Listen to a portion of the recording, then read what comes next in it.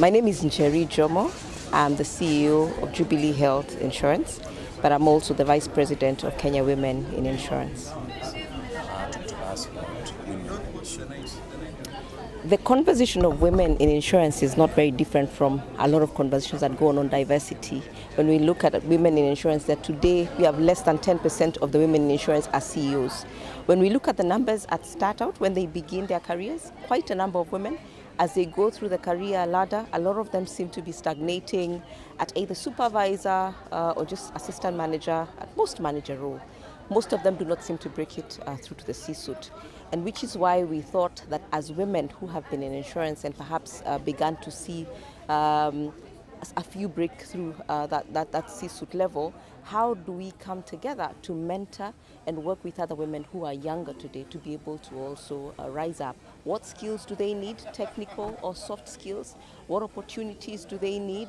What are those things that we can do to empower them and make sure they are much more prepared to provide leadership at the highest level possible? Why do you have that stagnation? I believe there are a couple of factors that contribute to why women are underrepresented. We'll begin with perhaps today that women do carry an additional role of family that most people will not have. Just most recently, a week ago, we had the Kenya Women in Insurance Gala dinner. One of the biggest conversations that came up is today when a scorecard is created, a woman's maternity leave is not factored, for example. So if you're going to measure this woman versus perhaps another gentleman who's been at work during the same period, how do you measure that performance? They're balancing quite a number of roles which are critical for generally the growth of society. How do we ensure that they have that? The other thing we are saying is their appreciation of being able to know that while they occupy these roles, do they occupy them as women or do they occupy them as leaders?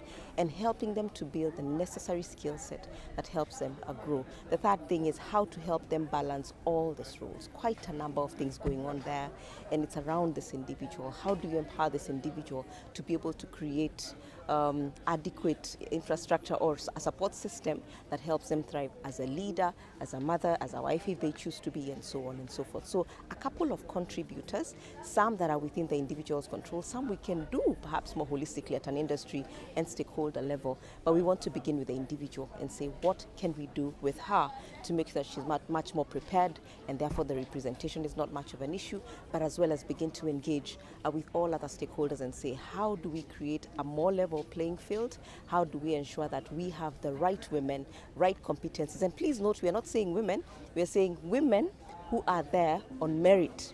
So it is not just about women, it's women who are there on merit, but making sure that the opportunity is equal and provided for all. So that's why you started your mentoring program. Yes. At Kenya Women in Insurance, our focus is to mentor, inspire, and grow women, and work with all, whether it's collaborate with the regulator, collaborate with other like-minded bodies, and make sure that the playing field is a lot more level.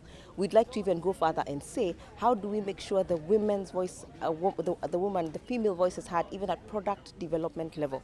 We are not saying make the product pink. We are saying, can we go back to the factors and the things that influence uptake of insurance that can help these people who are so critical to our society to make sure that they have the right protection, the right level of risk management, and so on and so forth.